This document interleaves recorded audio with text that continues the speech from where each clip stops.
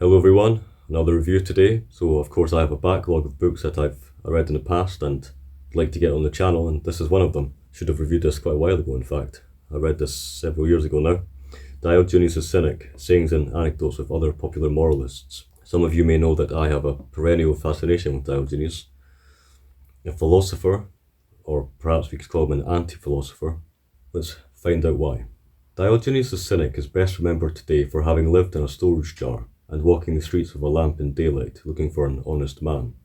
Such stories form part of a rich tradition of sayings and anecdotes. His biting wit and eccentric behaviour were legendary, and it was by means of these oft-repeated and embellished aphorisms that his moral teachings were transmitted. He scorned the conventions of civilized life, and his ascetic lifestyle and caustic opinions gave expression to the Cynic philosophy, that in turn influenced Stoicism. This unique edition also covers Diogenes' immediate successors, such as Socrates, his wife Hipparchia, and the witty moral preacher Bion. The contrasting teachings of the Cyrenaic school, founded by Aristippos, a pleasure-loving friend of Socrates, complete the volume, together with a selection of apocryphal letters. An ideal compendium of Socratic moral philosophy, this entertaining volume opens a window onto some surprisingly modern attitudes. Modern attitudes. I suppose in the sense of cynicism as we know it today, the biting wit and the cynic approach to life, but I would say that as it relates to Diogenes specifically, not at all modern, anti-modern. Diogenes, for me, is a philosopher of nature, philosophy of the simple life, a philosophy of living as close to the earth as possible, scorning all pretension.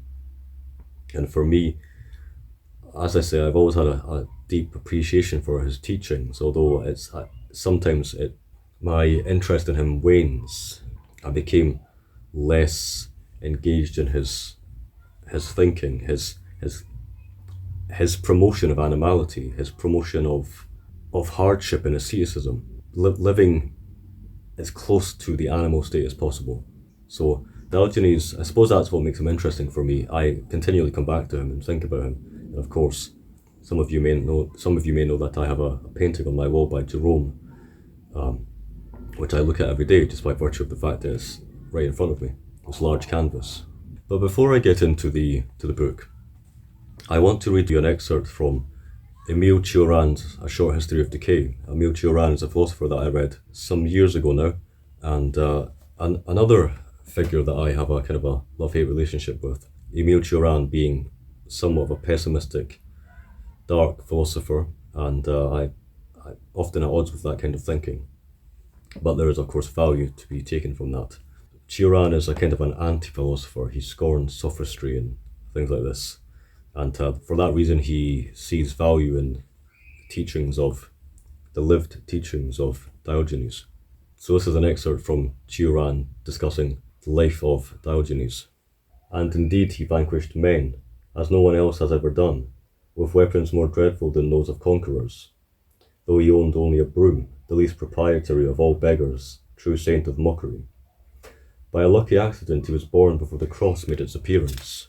Who knows if, grafted on his detachment, some unhealthy temptation of extra-human risk might not have induced him to become an ordinary ascetic, later canonized, lost in the mass of the blessed and the maze of the calendar. Then he would have gone mad, he too, the most profoundly normal of men, since he was remote from all teaching and all doctrine, the hideous countenance of man. Diogenes was the only one to reveal that to us. The merits of cynicism have been dimmed and downtrodden by a religion opposed to the evident, but the moment has come to confront the truths of the Son of God with those of this celestial dog, as a poet of his time called him. So yes, a little like Cioran here, I view Diogenes as a figure that really represents the counter to the Christian Platonic outlook. Diogenes is a philosopher of the lived life within nature, the circumstantial, the contingent, the evident, as Cioran says. Another reason that I've been drawn towards Diogenes and the Cynic philosophy is that the etymology of cynicism relates to dogs. I will read an excerpt from the introduction to give you an idea of the significance of the dog in Cynic philosophy. The Cynic life was thus of necessity a shameful one, and far from playing that down, Diogenes deliberately behaved in a shocking manner to show his contempt for conventional social attitudes. This brings us to the meaning of the Cynic name, which was derived from a nickname bestowed on Diogenes because of the shameless manner of his life. He came to be called the dog, kuon, and those who followed his example by choosing to live like dogs came to be known accordingly as cynics, kunikos being the corresponding adjective. Diogenes is presented in anecdotes as having welcomed the name with glee, putting his own constructions on it to make points of his own. So while Diogenes is a figure who is quite acerbic and quite biting in his language, but also his actions, he acted physically like a dog, it is said. I find that he's also a noble figure in the sense that he was never downtrodden. He walked against the grain and held his head high. And that's why he's interesting to me. If he was just a cruel, ugly-hearted man, I wouldn't find him so interesting and such a poignant figure. But he took on the image of the dog as how man should be, man as animal. And the introduction gives us a clue as to what Diogenes wanted us to be. To become a true individual and proper human being, so he thought, one must turn aside from conventional society and reject all its values, to live in accordance with nature at a very basic level, otherwise one will simply remain a member of the crowd. It is this thought that is expressed in what is perhaps his best known anecdote. He lit a lamp in daylight and walked through the streets of Athens with it, and when asked why, replied that he was looking for a man. Since lighting a lamp in daylight was a proverbial expression for a futile exercise, this was a symbolic action which was designed to suggest that it is pointless to expect to be able to find a man in Athens, an honest man, a good one. No, the thought is more radical than that. The mass of people who accept conventional social values, not knowing what human nature is and what it means to live in accordance with nature, are not really proper human beings at all, but anonymous members of the crowd, or slaves, or scum. So of course there's a lot of history here, a lot of development in the philosophy of cynicism, and some of you may know that cynicism eventually gave rise to Stoicism. And the introduction really charts this quite well, in fact. Obviously Socrates, the prime philosopher, where most Greek philosophy really begins, Socrates had a somewhat of an ascetic strain in his thinking, and this was then developed by Antisthenes. Antisthenes was then the master, it is said, of Diogenes, and from Diogenes, Crates, and from Crates, Zeno being the first Stoic philosopher, and then of course Marcus Aurelius and all these different Stoic thinkers. I have talked about Stoicism in the past in a particular review for Marcus Aurelius' Meditations.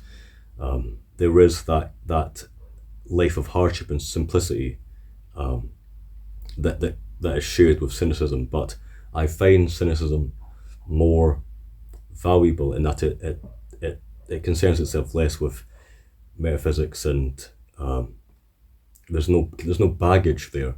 There are all these added extras that are not really there with the school of cynicism. I'm just reading through the book, and it really just hits home how much of a conflicting figure Diogenes is for me personally. Diogenes, again, valuing nature, living the animal life, if we can call it that. But again, he scorns civilization too much, I think. Diogenes' course entailed a complete rejection of ordinary civilized life. He had nothing but contempt for civic society and almost every aspect of Greek culture. To him, literature, music, mathematics, science, and philosophical investigation and discussion were a distraction and a waste of time. By comparison to more conventional Socratics, he had an uncomplicated, naturalistic, and, one might say, diminished view of human nature. It's valuing the purely animal in us. Now that, of course, is a very weighty topic for me. We should not scorn the animal in us, but the complete rejection of all literature and art and all higher values, everything that makes man noble in the best sense should not be rejected. And I think Diogenes does that. He did that. He took it to too much of an extreme. So on to the contents of the book then. It's really a collection of sayings and anecdotes, or apothegms, gnomic wisdom. So give you an idea of the kind of character that Diogenes was. Antisthenes' most famous follower was the great Diogenes, who is mightier than King Alexander, as one who vanquished nature. According to Satyros, who wrote biographies of illustrious men, he folded his cloak double to guard against the cold, and had a knapsack for a larder. He carried a stick because of the frailty of his poor body, and in his old age would use it to support his limbs. He was commonly known as hemerobios, that is to say, as one who lived from hand to mouth, because he begged for his present needs from anyone whom he encountered, acquiring his food in that way from others. He made his home in gateways and the public arcades. When he wriggled into his jar, he would joke that he had a rolling house which could be moved to accord with the seasons. For in the cold of winter he would turn the mouth of his jar toward the south, and in summer toward the north, and as the sun changed its position in the sky, Diogenes would move his headquarters accordingly. In a section entitled "The Sage as Beggar," Diogenes said that poverty aids us to philosophy of its own accord, for what philosophy attempts to persuade us by means of arguments, poverty compels us to do in very deed.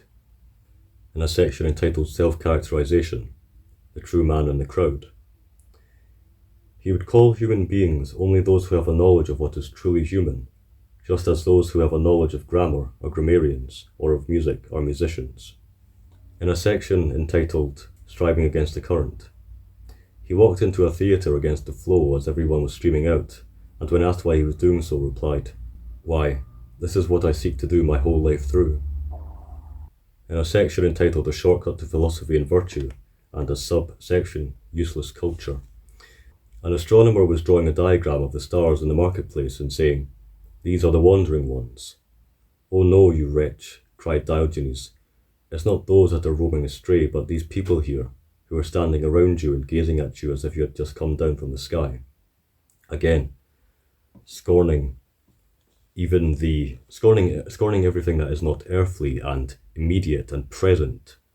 One of the best known anecdotes about Diogenes is that it is said that he had no concern for who Alexander the Great was, his status, his power. Diogenes was a contemporary of Alexander the Great. It's not sure if they ever met. Somewhat legendary meeting. As he, Diogenes that is, was sunning himself in the cranion being a cypress grove, Alexander stood over him and said, "Ask whatever you wish of me." And Diogenes replied, "Stand out of my light." So Diogenes did not have the best impression of Alexander.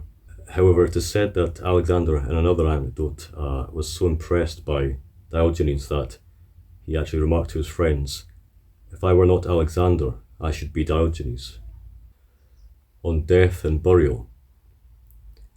Some say that when he was dying, he instructed that they should throw him out unburied, to allow every wild beast to have a share of him, or shove him into a pit, and sprinkle a little earth over him, or, according to others, that they should throw him out into the Ilos, so that he might be of use to his brothers, the brothers being the fish of the stream. Diogenes the Cynic, Sayings and Anecdotes with Other Popular Moralists. I highly recommend the book. It's a book that stays with you. The teachings of Diogenes stay with you. However simple they might be, it's actually their simplicity that makes them stick. And as for the book itself, I would say about half of the book is dedicated to Diogenes. The rest is other cynics and other schools of thought that came after.